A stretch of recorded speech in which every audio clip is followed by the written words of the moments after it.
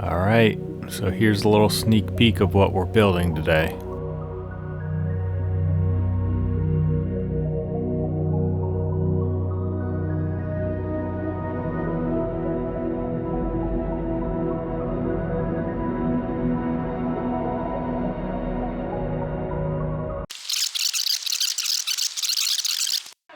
So we have this little nook in our laundry room, and we'd like to hide all this junk in a cabinet. Here's where the cabinet will go.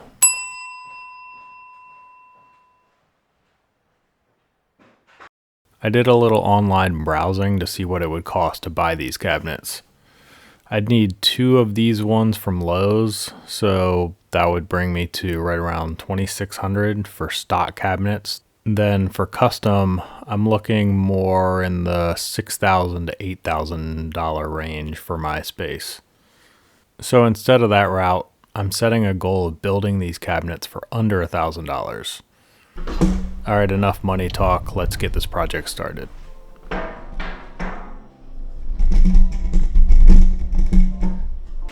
Alright, so the first thing I need to do here is break down a bunch of plywood. The easiest thing for me to break down full sheets of plywood is to just use the track saw.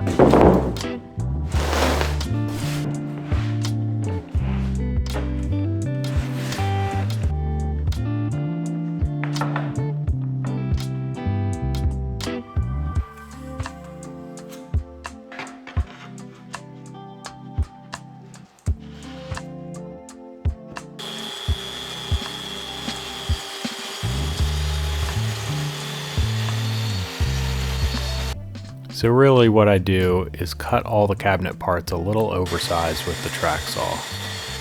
I like to run a final pass on the table saw for a nice clean cut and measurement.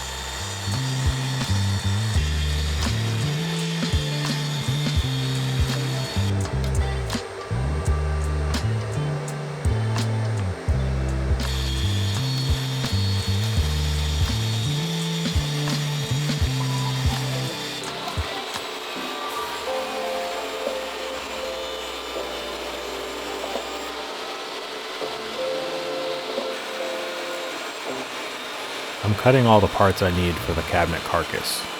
So the sides, bottom, top, fixed shelf, and stretchers.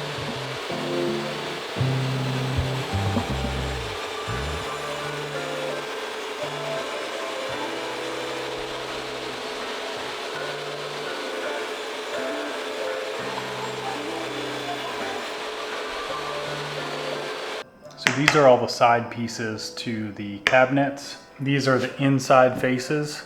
I'm going to go ahead and pre-finish the inside faces just because it'll be easier to do now as it's like a flat surface. It gets harder and it doesn't look as good if you're, trying to do inside corners of finishing and stuff. So I'm just gonna put some general finishes, high performance water-based. I'm just gonna put that on these, and here we go.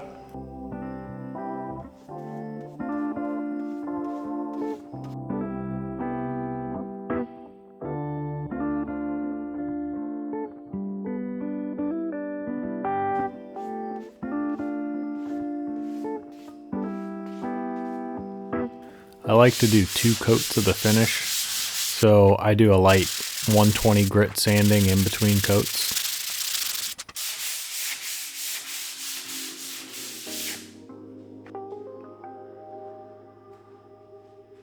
Here I'm just using a tack cloth to wipe away all the residue before the second coat. These things come in handy when you're sanding a lot.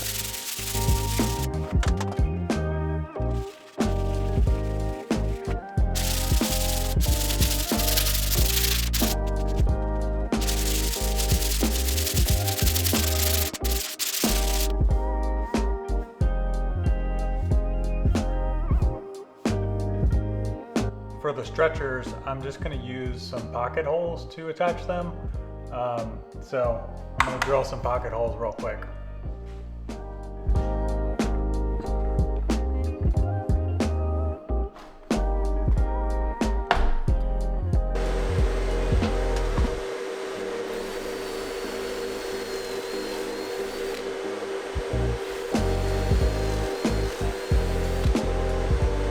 These stretchers are going to go on the back of the cabinet.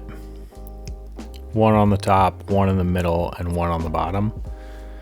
They add some stability to the carcass, and they'll give me something to attach the cabinet to the studs in the wall.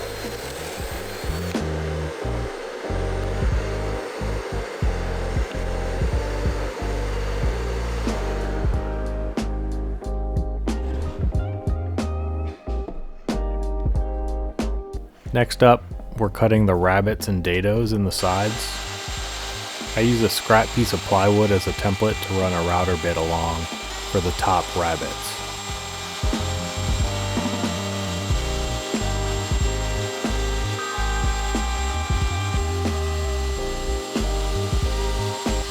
For the dados, I use this simple jig I put together that will fit my shelves perfectly. I have a short video on making this jig that I'll link below.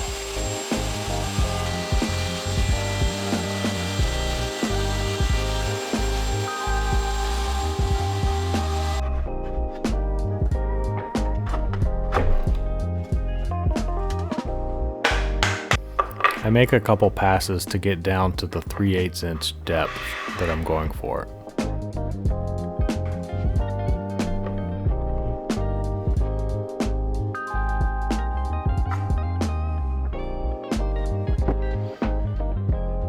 And just repeat the process for all the dados.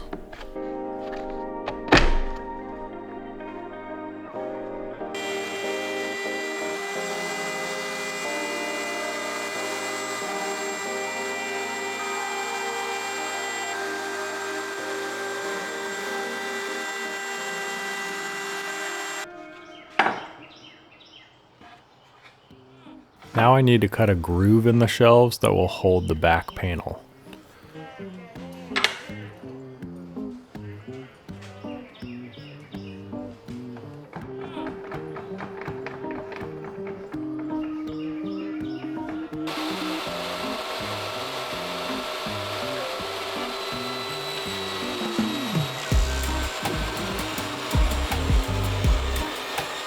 The panel I'm using is a 1/4 inch, so it takes a couple passes on the table saw.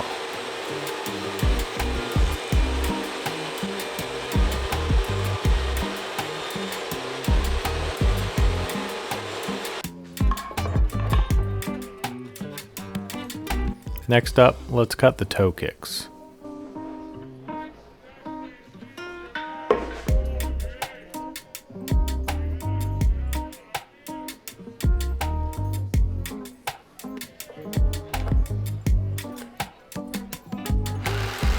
I really just eyeball this with a jigsaw and go slow and steady.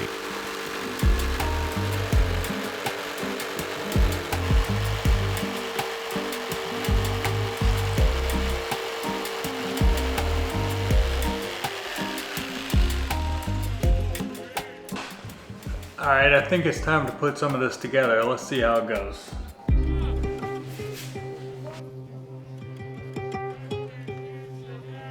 With glue ups on cabinets this large, just make sure to have all the clamps and everything in place. It'll make the process a little easier.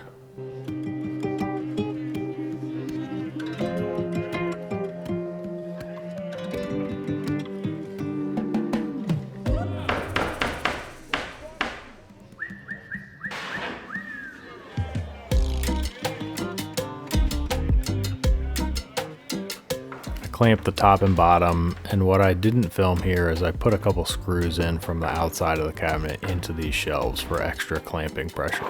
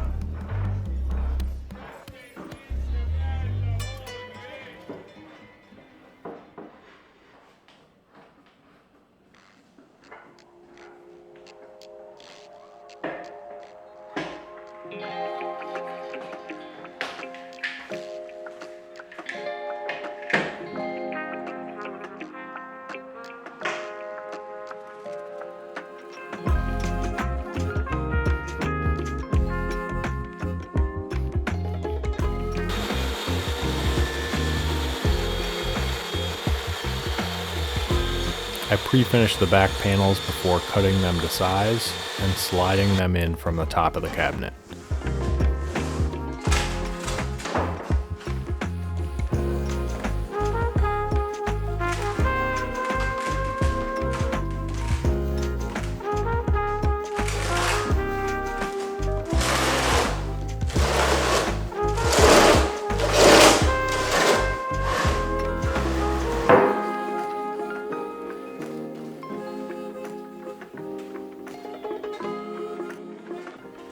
Finally adding the top piece.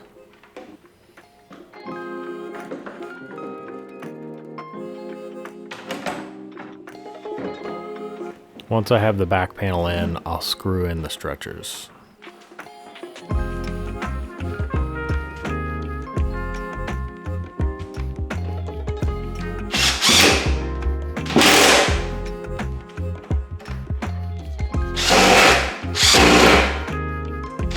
Doors that I'm making are going to be painted, so I'm using poplar. It's a nice smooth hardwood, and you know, it's easy to get anywhere. And then for the center panels, I'm going to use some 1/4" MDF. The doors that I'm making, this is going to be a frameless cabinet, so the doors that I'm making are going to be full overlay. So let me take some measurements and then we'll get to cutting down this poplar.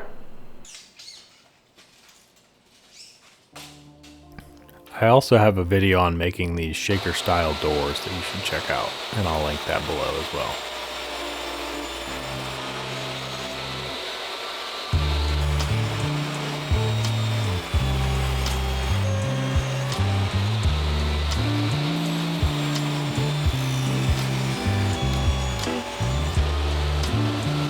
Alright, so I have all my door parts here cut.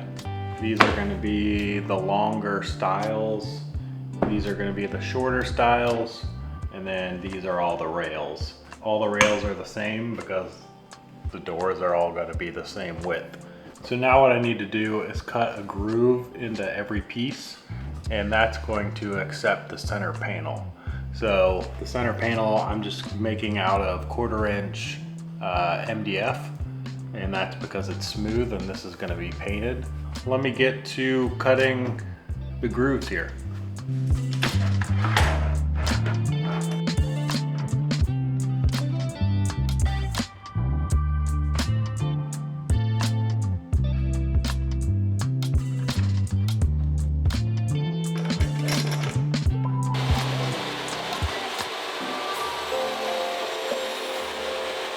So yeah, just doing tongue and groove doors here. I had a lot of rails and styles to run through the table saw multiple times.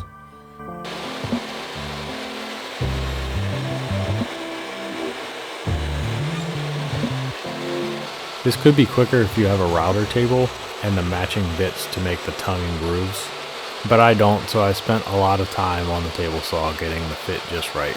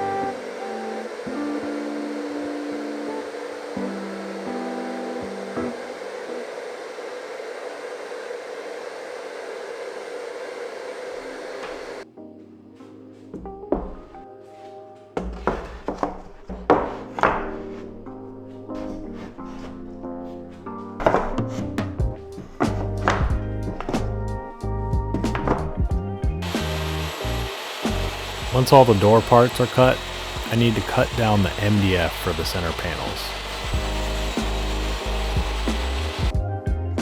Pretty simple glue up here.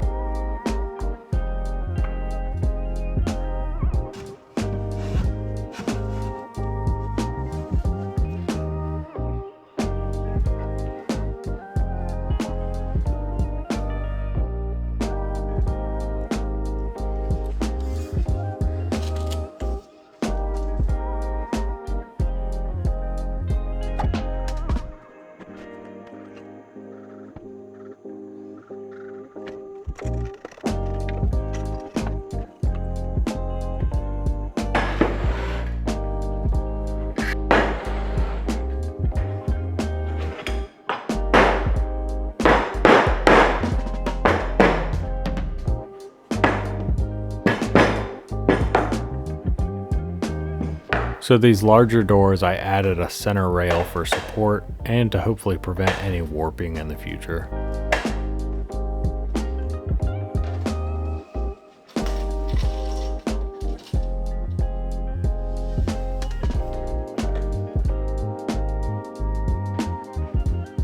Okay, for painting the front edge of the cabinets, I add spackle around the entire front to hide the plywood end grain.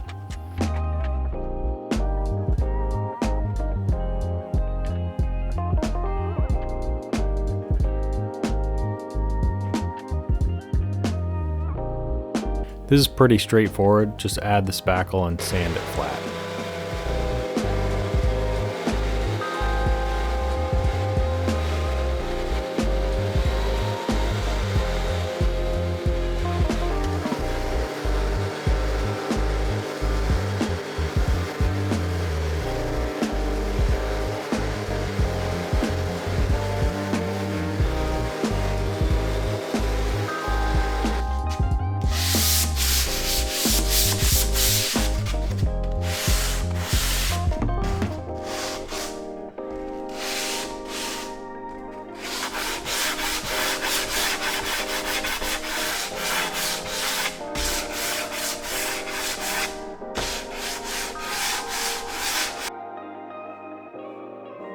Next, I put 2 coats of this bin shellac primer. It's a pain to tape all of this up, so I just go slowly with a foam brush.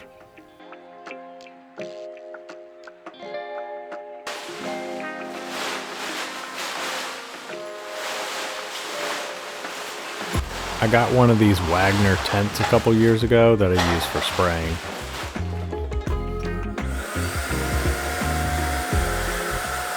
So I use this Home Right sprayer that I got on Amazon.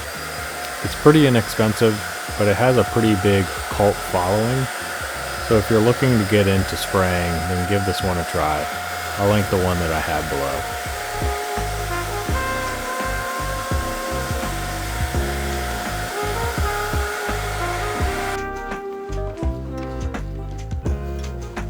below. A lot of work goes into this part of the process. I do 2 coats of primer, sanding with 120 grit in between, then 3 coats of paint with a light 220-ish grit in between coats.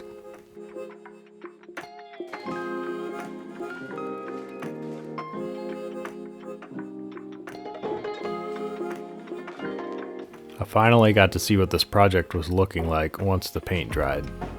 I laid everything out on the floor to check the fit of the doors, and it's starting to come together.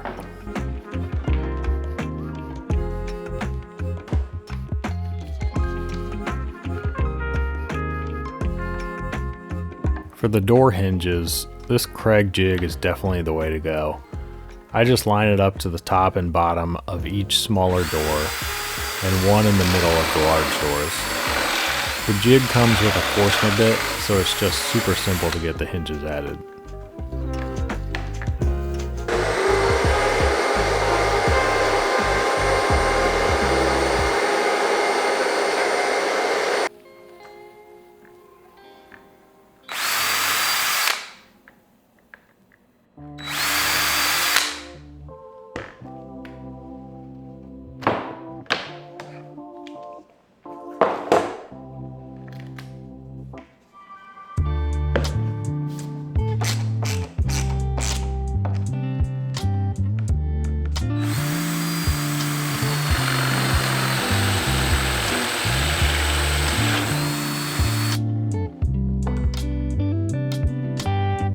Once I have the hinges attached to the door panel, I'll line up the door on the cabinet.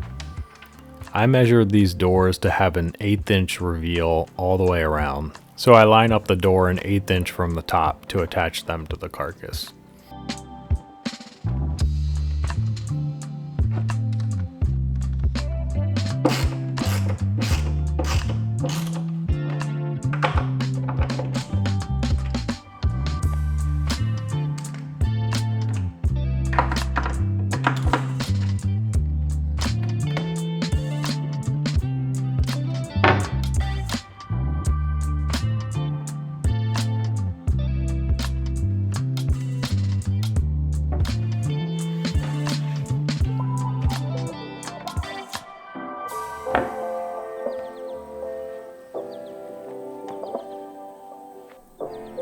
So they're looking pretty good laying on my garage floor.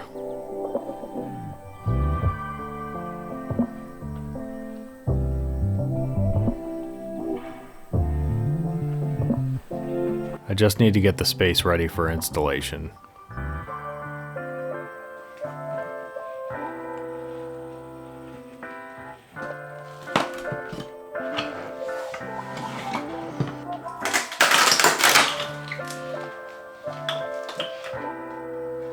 Once I have the trim removed, I measured for the outlet so I can cut the hole in the back of the cabinet.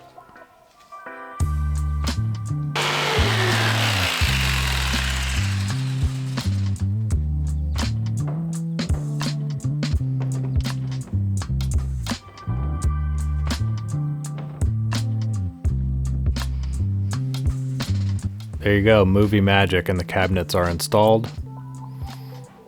Time to get these doors put back on and adjusted for the space.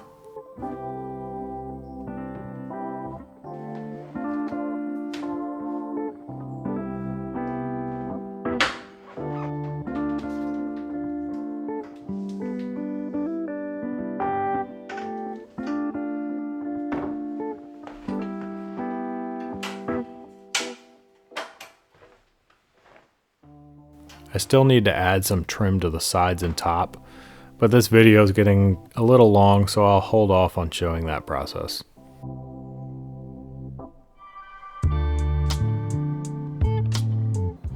So I realized I didn't film the step of attaching the hardware to the cabinets. Basically, I built this jig just to attach them to the cabinets. So all it does is sit on the door in the corner. I marked some holes here. They're long poles. So one attaches up here, one attaches down here. That's kind of it. For the top doors, it's just a single hole, but it's still in the same place. So I would just turn this upside down, register the corner, and then drill those holes. So yeah, simple jig. Just make sure that this edge is exposed on both sides so that you can turn it, put it on one door, flip it over, put it on the next door, so they're all even. So yeah, pretty simple. And here they are. Let me give you a little price breakdown before some beauty shots at the end. The plywood came in at just under $300, $260 for the poplar, $55 for one sheet of MDF, $60 for door hinges, I'll link those below as well, $200 for the primer, paint, and finish, and then $200 for the door hardware. That all comes to just over $1,000, so really not that bad at all. So I'm just breaking my $1,000 budget, but I think that you could still do this under $1,000 with maybe some cheaper door hardware. Anyways, here's how they turned out. Let me know what you think in the comments. Consider subscribing if you want to see more projects like this, and I'll see you in the next video.